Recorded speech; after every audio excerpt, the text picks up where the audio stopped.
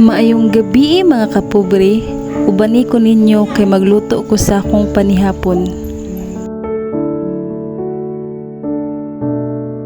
Maoday ni ang amuang abuhan o gipasigan ako na siya. Dugaya mo siga oy, may paamong relasyon perting siga ha.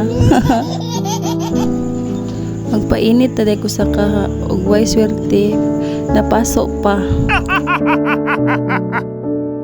Samtang nagpaabot ko nga mainit ang kaha, ako na daeng gibutang ang akong lutoon. Duha ra jud na siya ka itlog kay busog na jud ko ana.